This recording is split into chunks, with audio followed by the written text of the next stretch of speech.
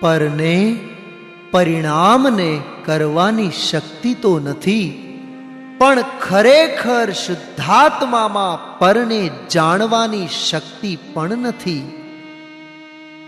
આ એકદમ ઊંડાણની વાત છે.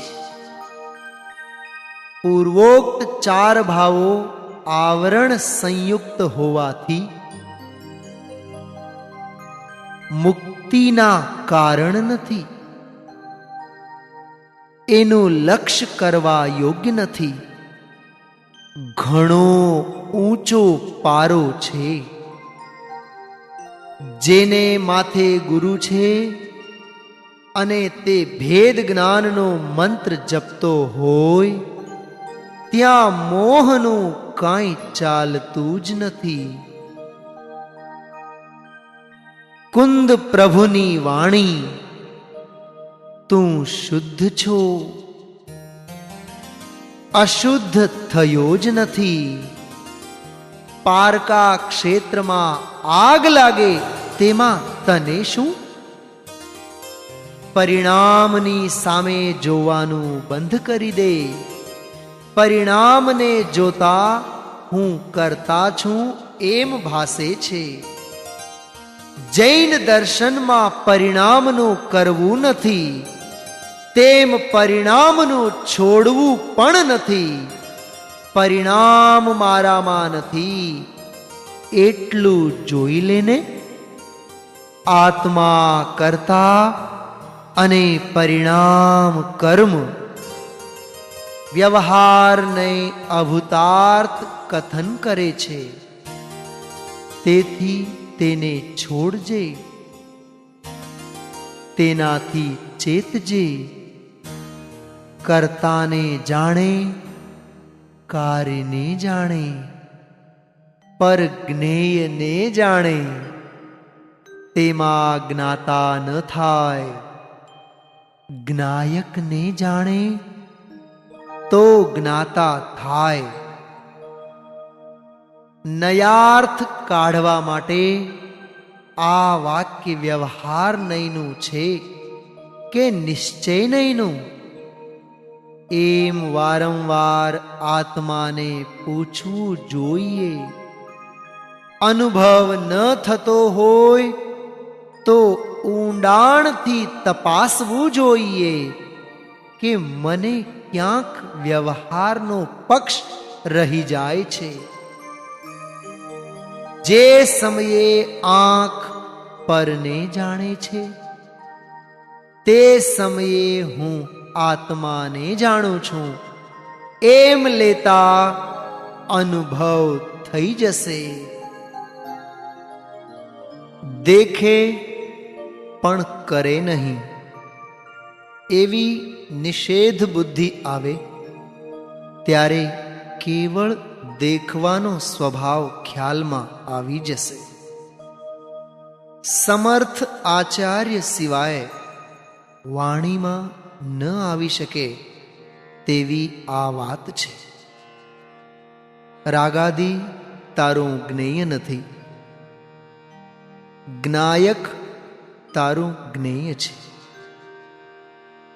જ્ઞાનની પર્યાય કર્મ એવા ભેદમાં આવ્યો તો ત્યાં રાગની ઉત્પત્તિ દેખાય છે. ત્યારે રાગ જ્ઞેય છે એમ ઉપચાર કરવામાં આવે છે. 3 માર્મિક પ્રશ્નો. પ્રશ્ન 1.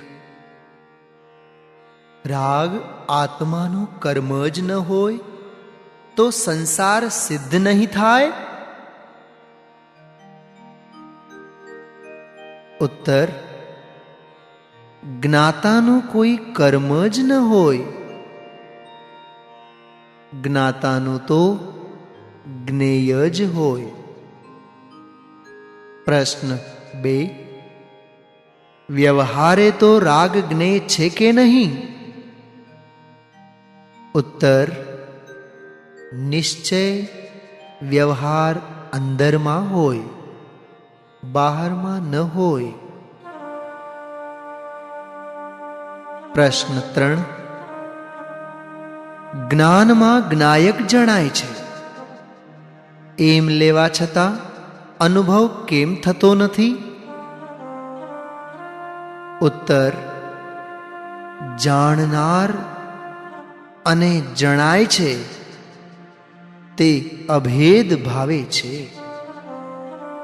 ભેદરૂપ નથી એમ લઈ લે. ધ્યેયને જાણે, અભેદ જ્ઞેયને જાણે. 1 નંબરનો વ્યાપાર. પર્યાયના ભેદને જાણે. નંબર 2 નો વ્યાપાર. ધ્રુવને જાણે છે, મોક્ષની પર્યાયને અભેદપણે પરિણમીને જાણે છે. મોક્ષને જાણે છે તે ભેદનું કથન છે. ભેદ કરીને જાણે તો રાગ થઈ જાય. ધ્રુવમાં ઉત્પાદ વ્યય થવો અશક્ય છે. ઉત્પાદ વ્યય થતો નથી, માટે તો ધ્રુવ છે. અરે, આત્મા છે તો જ્ઞાન છે, એ મેય નથી. તો પછી નિર્જરા છે તો જ્ઞાન છે, એમ તો ક્યાંથી હોય? અતિ સૂક્ષ્મ રહસ્ય. દ્રવ્ય ગુણ છે તો તેનું અહીં જ્ઞાન થયું, તેવી સાપેક્ષતા જ્ઞાનને હોતી નથી. ઝીણી વાત છે, આનંદને ઉપચારથી ભોગવે છે એમ કહેવાય, પણ સ્વભાવથી જોઈએ તો પારિણામિક ભાવ આનંદ રૂપે થતો નથી, માટે આનંદને ભોગવતો નથી. કેવળ જાણે છે.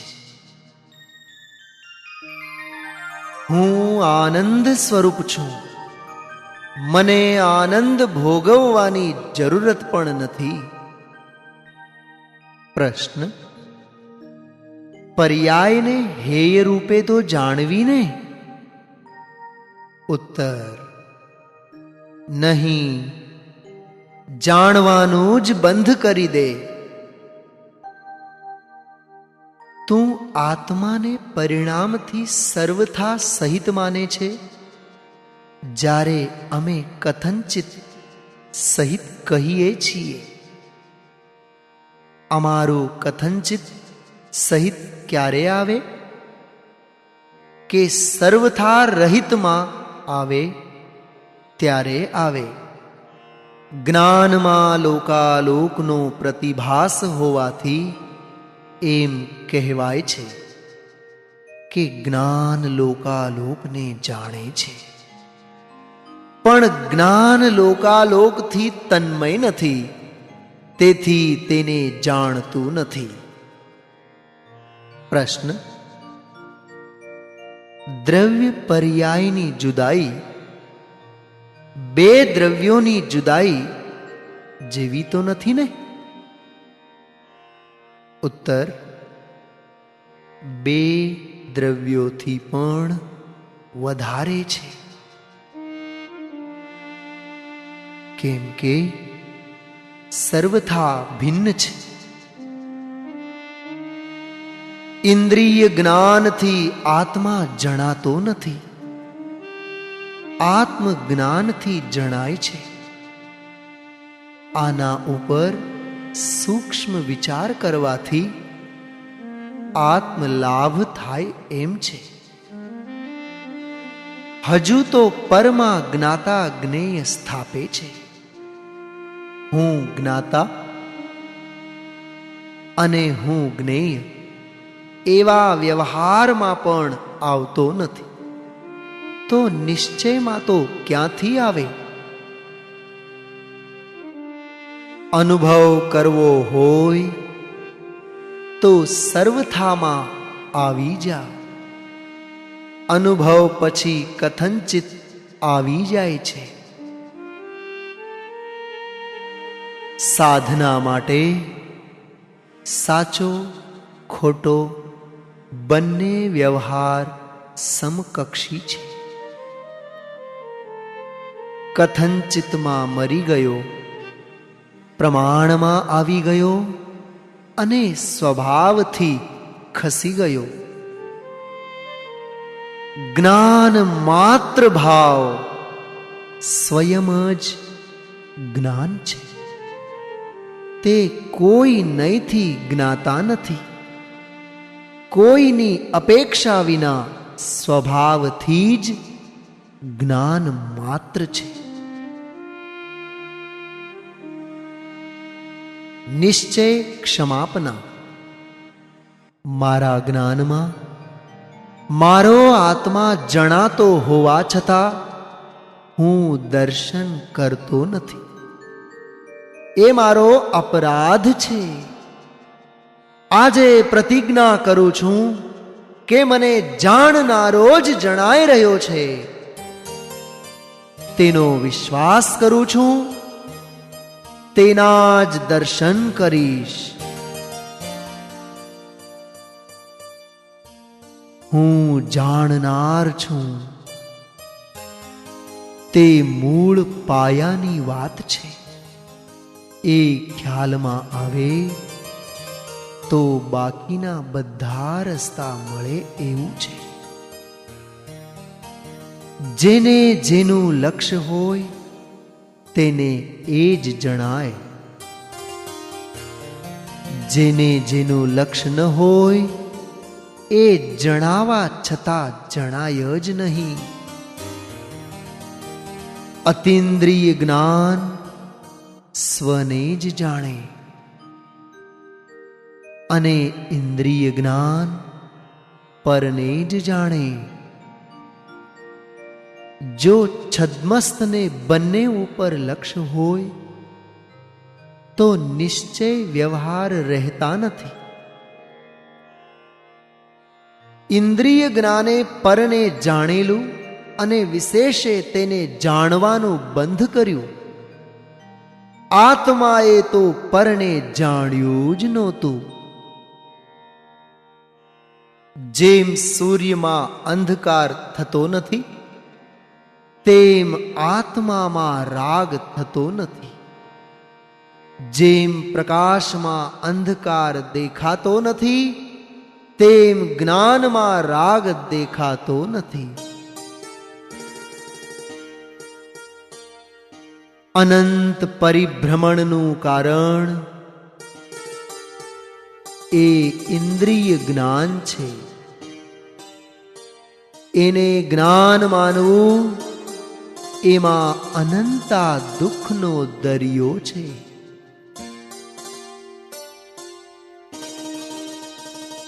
ભાવેન્દ્રિય ઘોર અંધકાર છે, ઘોર સંસાર છે. ઇન્દ્રિય જ્ઞાન જ્ઞાન જ નથી. આની ધૂન લાગવી જોઈએ. જ્ઞાન તેને કહેવાય જેમાં આત્મા જણાય. હાલતા ચાલતા ઇન્દ્રિય જ્ઞાનથી મારો આત્મા ભિન્ન છે એવો વિચાર કરવાનો હવે કાળ પાક્યો છે.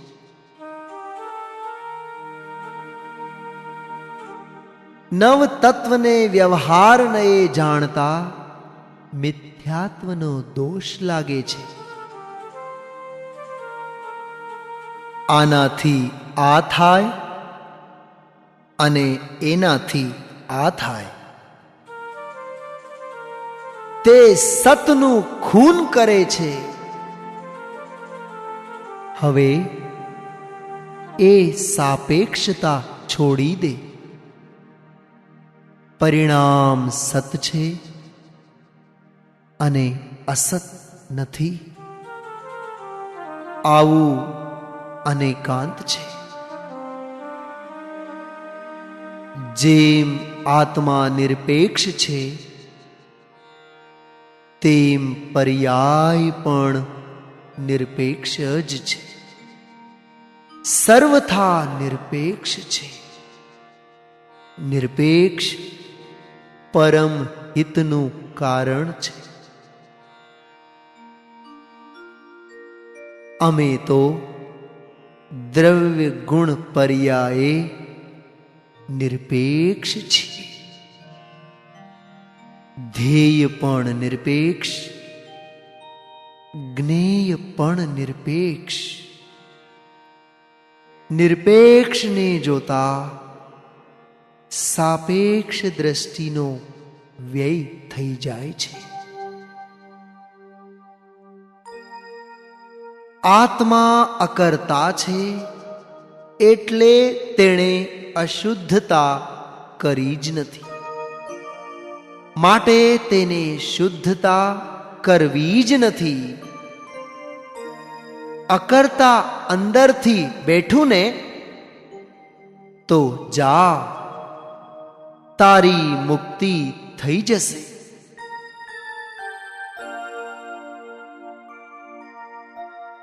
હું પરને જાણું છું. આ સંસારનું મૂળિયું છે. કષાયનું મૂળ ઇન્દ્રિય જ્ઞાન છે. તેથી તેને જીતવાની વાત છે.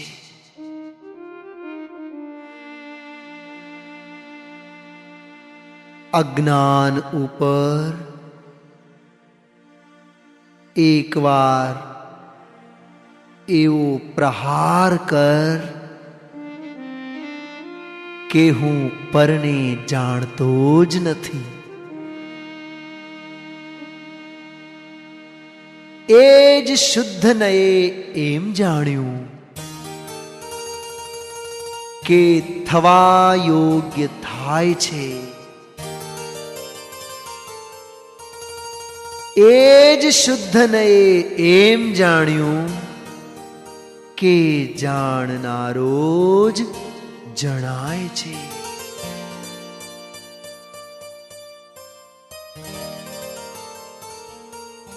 આશ્રમ દુઃખરૂપ છે. આમ તો અનંત વાર જાણ્યું, પણ એ દુઃખનો કરતા કોણ, કારણ કોણ, નિમિત્ત કોણ, એ ન જાણ્યું. થવા યોગ્ય થાય છે. આમાં આત્માને નવ તત્વોથી જુદો તારવવાની વિધિ બતાવી. પર્યાયને થવા યોગ્ય માનો ત્યારે એનાથી જીવને જુદો તારી લેવાય. જો પર જ્ઞેયનું જ્ઞાન થાય તો જ્ઞાયકનું જ્ઞાન તિરોભૂત થઈ જાય છે. અંતરની વાતો અપૂર્વ છે. આટલું દાંડી પીટીને કહીએ છીએ છતાં તારો વિકલ્પ પણ સવળો થતો નથી. પ્રશ્ન: વ્યવહારે રાગનો જ્ઞાતા છે એટલે શું?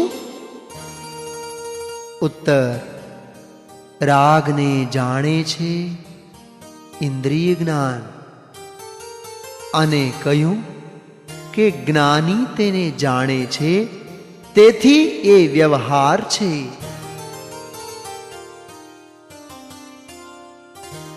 રાગને જાણનારું જ્ઞાન ક્ષણભર બંધ થઈ જાય છે.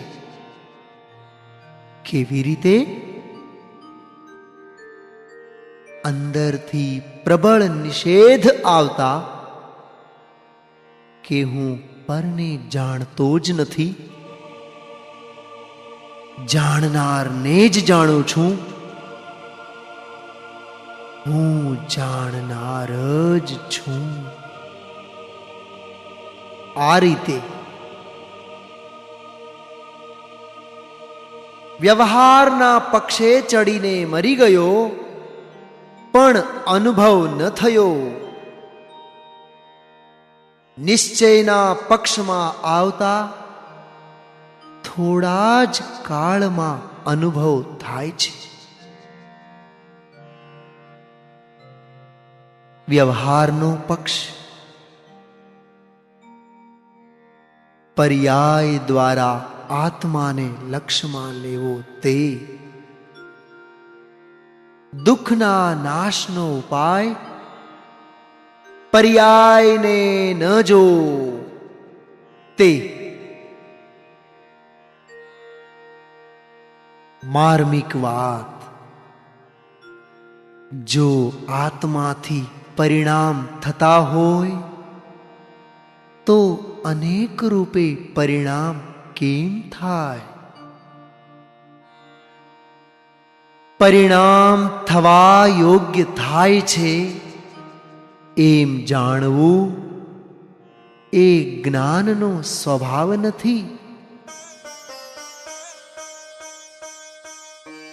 કેમ કે પરિણામ શ્રદ્ધાનો વિષય નથી.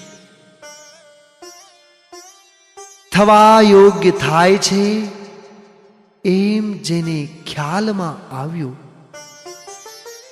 તો લક્ષ્ય અકર્તા જ્ઞાયક ઉપર જતા તેની ઉત્તર પર્યાયમાં સમકિત થાય અને થાય જ છે.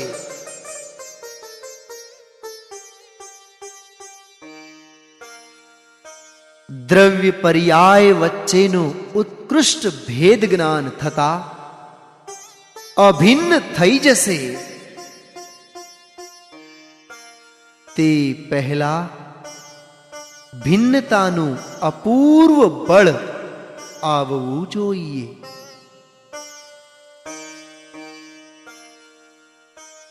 ઔપશમિક, ક્ષાયિક, ક્ષાયોપશમિક, ઔદયિક આદિ નવ તત્વના વિશેષ લક્ષણ તેને જાણવાથી એમ ખ્યાલ આવશે કે તે હેય છે.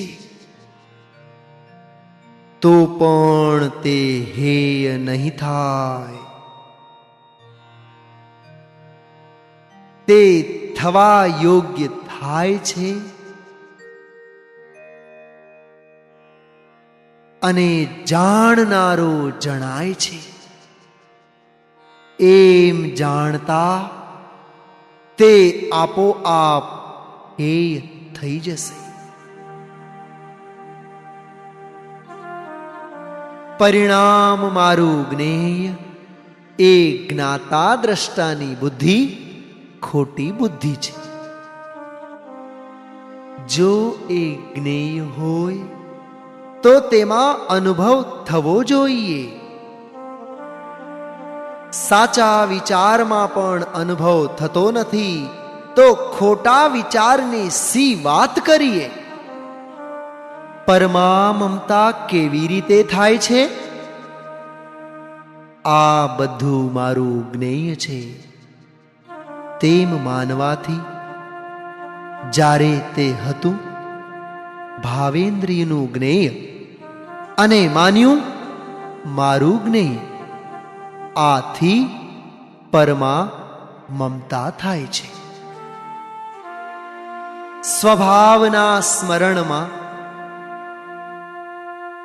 વિભાવ ગળે, સ્વભાવના અનુભવમાં વિભાવ ટળે. આ એક જ ઉપાય છે. બીજો કોઈ ઉપાય છે જ નહીં. સ્વભાવ સુધી દ્રષ્ટિ ભલે ન પહોંચે, પણ તેનું સ્મરણ કરવાની ક્યાં મનાઈ છે? દ્રવ્યને વિકારી માને, તેનાથી મોટો પાપી જગતમાં કોઈ નથી. કેમ કે તેણે પરમાત્માને વિકારી માન્યો. આત્મા રાગને કરે છે. અરે રે, શું કહીએ પ્રભુ, એને જીવ નહીં મળે. જ્ઞાની કહે, તું જ્ઞાતા જ છો. કથંચિત જ્ઞાતા કથંચિત કરતા, એવી આશા જ્ઞાની પાસે રાખીશ નહીં. એક જ્ઞાતાનો મંત્ર એવો છે કે એને જીવત દાન આપશે. તેથી જ્ઞાતાના પક્ષમાં આવવાની બહુ જરૂર છે. જ્ઞાતાના વિચારમાં આવે ને તો પણ જ્ઞાન ઉઘડે. હું જ્ઞાતા છું એ તો વિકલ્પ છે ને? ના, હું જ્ઞાતા છું એ તો વિકલ્પ ટાળવાની વિધિ છે. સાંભળતો ખરો. ઇન્દ્રિય જ્ઞાન પરને જાણે છે, ત્યારે ભગવાન આત્મા પરને જાણતો નથી.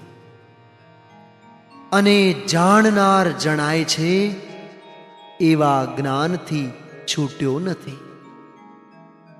એવી અપૂર્વ વાતો સમયસાર ગ્રંથાદિરાજમાં છે. તેણે પરમાર્થની વાત સાંભળી જ નથી અને વ્યવહાર સાચો લાગ્યો છે. તેનું ફળ 4 ગતિના અનંત દુઃખ છે. જ્યારે નિશ્ચય સાચો લાગશે ત્યારે અનુભવ થશે. આત્માને જાણ્યા વિના, જ્ઞાનને જાણ્યા વિના જ્ઞેયોને જાણવાનો વ્યવહાર ઉત્પન્ન ન થાય. જ્ઞાન જ્ઞાનને જાણે, પછી જ્ઞેયને જાણે એવો વ્યવહાર આવે. નહીતર અજ્ઞાન હોય. એ શું કહ્યું સમજાણું? આત્માને જાણવાનું સાધન પણ આત્મા પાસે છે. એમ જાણતા તેને હિંમત આવી ગઈ. હવે એટલો વિચાર કર કે મારી પાસે જ્ઞાન છે અને તેમાં આત્મા જ જાણવામાં આવી રહ્યો છે.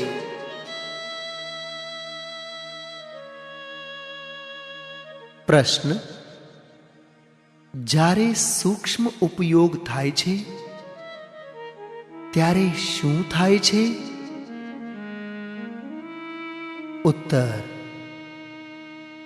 એકલો આત્મા જણાય છે, બીજું કાંઈ જણાતું નથી. દુઃખનું અસ્તિત્વ કે દુઃખનો પ્રતિભાસ તે દુઃખનું કારણ નથી, પરંતુ દુઃખનું લક્ષ્ય કરે છે તે દુઃખનું કારણ છે. પર્યાયમાં દુઃખ છે એમ વિચારવાથી દુઃખ ન ટળે. પર્યાયમાં દુઃખ છે, મારામાં નથી. એવું ભેદ જ્ઞાન કરવું જોઈએ. મને દુઃખનું જ્ઞાન થાય છે, એવા વિચારમાં દુઃખ હળવું થઈ જશે. પરને જાણવાથી પરથી જુદો આત્મા જાણવામાં આવતો નથી. આ સૂત્ર છે. થાય છે એકતા અને તેને ઉપજે છે ભ્રમ કે અમે તો ભેદ જ્ઞાન કરી રહ્યા છીએ. અરે, આત્માર્થી ન હોય અને કેવળ શાસ્ત્ર પાઠી થઈ ગયો હોય તેને આ વાત ક્યારેય બેસે જ નહીં કે આત્મા પરને જાણતો જ નથી.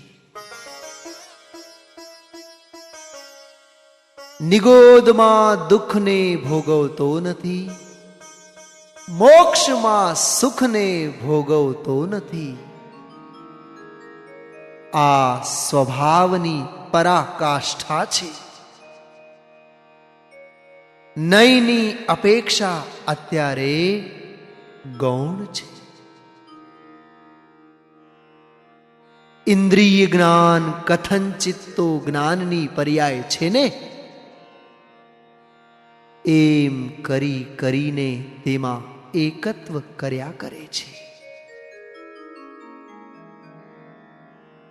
તમે ઇન્દ્રિય જ્ઞાનમાં એકત્વ કરવાનું છોડી દો તો તે ઇન્દ્રિય જ્ઞાન પરથી એકત્વ કરવાનું છોડી દેશે. 1000 નેત્ર ખોલીને વાંચજો. એવી મોસ્ટ ઇમ્પોર્ટન્ટ વાત છે. એ રાગાદી વિભાવ ભાવોથી એકત્વ કરનારું તો ઇન્દ્રિય જ્ઞાન છે. એનાથી ભેદ જ્ઞાનની વાત તો શાસ્ત્રમાં ક્યાંક ક્યાંક છે, આવે છે, ખબર છે. પ્રશ્ન: વ્યવહારથી તો પરને જાણે છે ને? ઉત્તર: અરે, પરનું જાણવું સ્વભાવમાં જ નથી. રાગ જ્ઞાનમાં પ્રવેશતો જ નથી તો તેને જ્ઞાન જાણે ક્યાંથી? બીજું, જ્ઞાનનું લક્ષ્ય રાગ ઉપર નથી તો જાણે ક્યાંથી? ભિન્નપણે પણ રાગ આત્માના જ્ઞાનનું જ્ઞેય નથી, પરંતુ ઇન્દ્રિય જ્ઞાનનું જ્ઞેય છે. જ્ઞાનીના જ્ઞાનનું એ તીર્થંકર દેવ જ્ઞેય થાય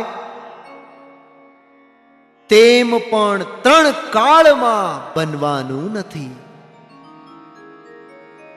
ધર્મીને જાણે તો ધર્મ થાય, કર્મને જાણે ત્યાં સુધી ધર્મ ન થાય.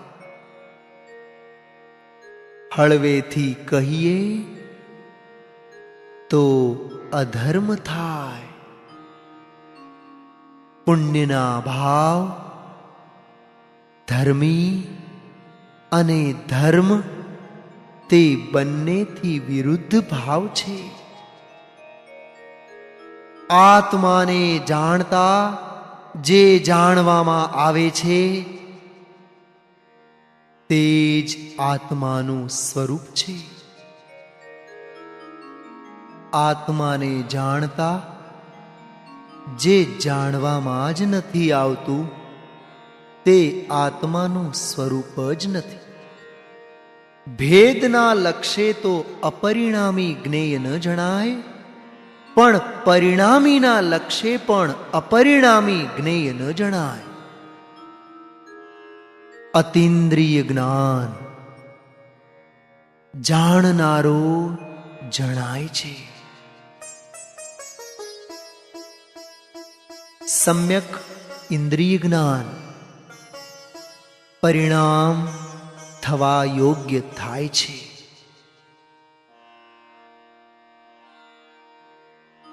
આત્માને પરિણામથી સહિત માનતા અનંત દોષો પ્રગટે છે. આત્માને પરિણામથી રહિત માનતા અનંત ગુણો પ્રગટે છે.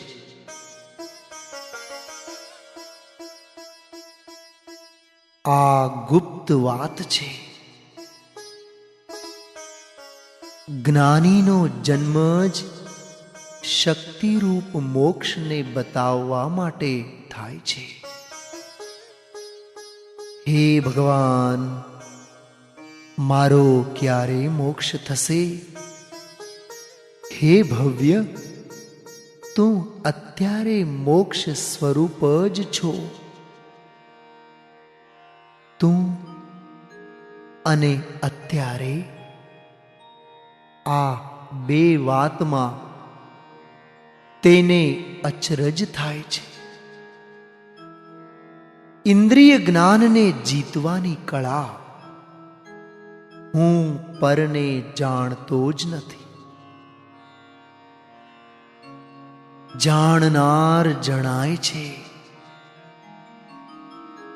જાણતો નથી તો કરતાપણું તો જીતાય જ જાય છે. સમર્થ આચાર્ય દેવે લખ્યું, વ્યવહાર નયનો પ્રલય થાય ત્યારે, એટલે કે અજ્ઞાનનો પ્રલય થાય ત્યારે શુદ્ધ નિશ્ચયને પ્રકાશમાન થાય છે. વ્યવહાર નહીં આત્મા રાગી છે એમ કીધા કરે છે, ત્યારે પણ આત્મા પોતાના જ્ઞાન સ્વરૂપને છોડતો નથી. રાગ ધર્મીનું ધર્મ તો નથી, પરંતુ ધર્મીનું કર્મ પણ નથી. અત્યંત નિશંક નિશલ્ય થઈને જે પોતાને એકાંત પરમાત્મ સ્વરૂપ અનુભવે છે તે દિગંબર જૈન છે. જે પોતાને કર્તા માને તેને ભોગતા થવું જ પડે. રાગનો કર્તા માનનારને તેનું ફળ દુઃખ ભોગવવું જ પડે. તો પછી ભોગતાનો મોક્ષ ક્યાંથી થાય? સ્વરૂપને સમજાવીના વ્યવહાર પણ જૂઠો લાગતો નથી. પરિણામમાં ગમે તે પ્રકારના ભાવો આવે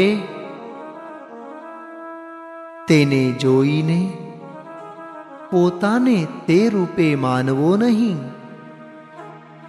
વ્યવહાર નહીં પરની ભેદની પ્રસિદ્ધિ કરે છે, માટે તો તે અપ્રયોજનભૂત છે.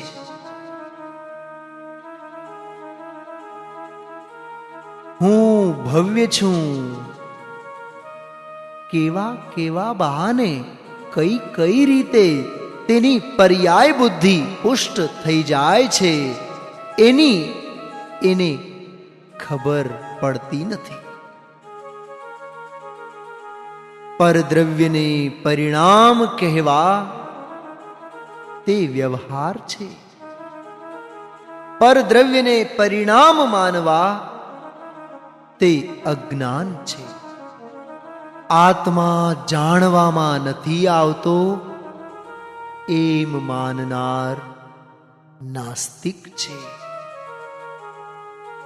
મને આત્મા જણાતો નથી. મને એટલે કોને? નિર્ણય તો કર. જેમ પ્રકાશ 100% ટ્યુબમાંથી જ આવે છે, તેમ 100% પ્રકાશમાં એકલી ટ્યુબ જ જણાય છે. પ્રકાશ છે તે પ્રકાશ નામને શા માટે પામે છે? તે પ્રકાશથી કથંચિત અભિન્ન છે, નહીં તો તે પ્રકાશ નામ જ ન પામત. અજ્ઞાનમાં જેવું લાગે છે તેનો નિષેધ કરો અને જે વસ્તુ સ્થિતિ છે તેને આગળ કરો. અસત્યના નિષેધ વિના સાચી વાતનો આવિર્ભાવ નહીં થાય. ખોટાનો નિષેધ કર તો સત્ય આપોઆપ પ્રગટશે, અવતરશે. સંસારીઓને શુદ્ધ નહીંથી 10 પ્રાણનો અભાવ હોવાથી આ વાક્યને આ રીતે વાંચો. સંસારીઓને શુદ્ધ નહીંથી સર્વથા જ 10 પ્રાણનો અભાવ હોવાથી. એમ કોણ જાણે કે ધ્યાન વિનશ્વર છે? કાયમ રહેનારો એમ જાણે છે કે ધ્યાન વિનશ્વર છે?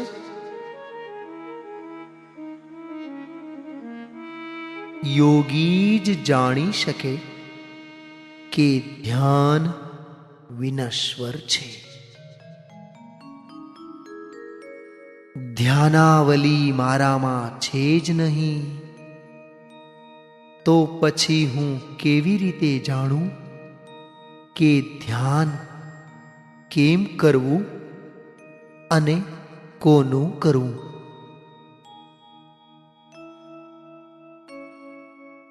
પર જણાય છે તેને મિથ્યાત્વ કેમ કહ્યું છે?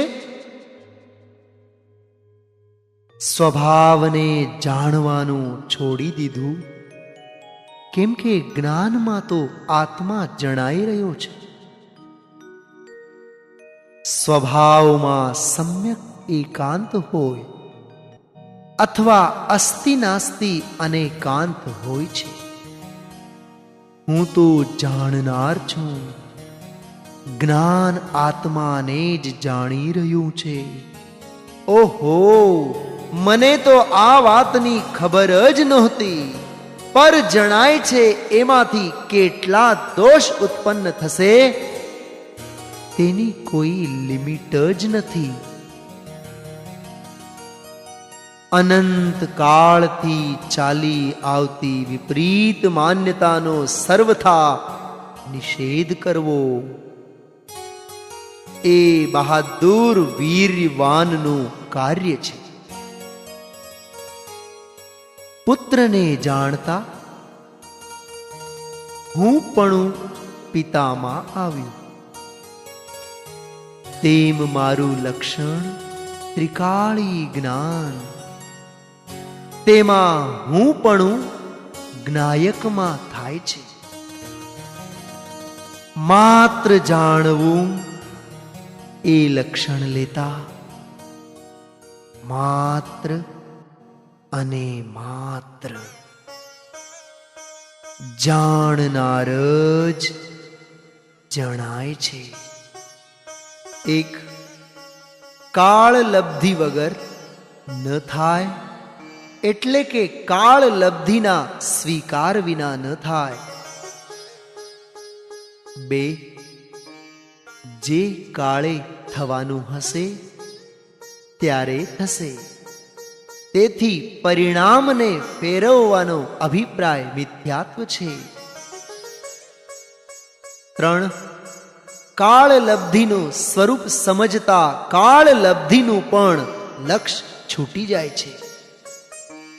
આ પ્રમાણે કાળલબ્ધિમાં ઘણો માલ ભર્યો છે. 4 દિવાલની વચ્ચે બેસનાર જેમ 4 દિવાલથી જુદો છે, તેમ 4 ભાવથી આત્મા જુદો છે. કરતા બુદ્ધિ છોડાવવા કરતાપણાના ઉપચારનો નિષેધ કરીએ છીએ, કેમ કે ઉપચાર મિથ્યા છે. પર્યાય રૂપે આત્મા થયો જ નથી. દ્રવ્યને કારણ પરમાત્મા કહેવાય, પણ તે કારણ છે નહીં. છે તો અકારણ પરમાત્મા. કારણ પરમાત્માની હૈયાતી છે, માટે નિર્મળ પર્યાય થઈ છે એમ નથી. અરે, સંતો પણ વ્યવહારનો નિષેધ કરે છે, કેમ કે વ્યવહારથી મિથ્યાત્વ પુષ્ટ થાય છે. આ મુનિરાજના પેટની અંતરની વાતો છે. ઉપચાર કરતાનો પણ નિષેધ. આચાર્ય દેવ કહે છે, મારી બીજી વાત તું માન કે ન માન, એક વાત જરૂર માનજે. 24 કલાક નિષેધ કર કે હું પરને જાણતો નથી. અદયમ શબ્દ પડ્યો છે, કેમ કે નિષેધમાં વિધિ પ્રગટ થઈ જાય છે. પછી સ્વપ્નમાં પણ તમને એમ નહીં આવે કે હું પરને જાણું છું. એનો ન્યાય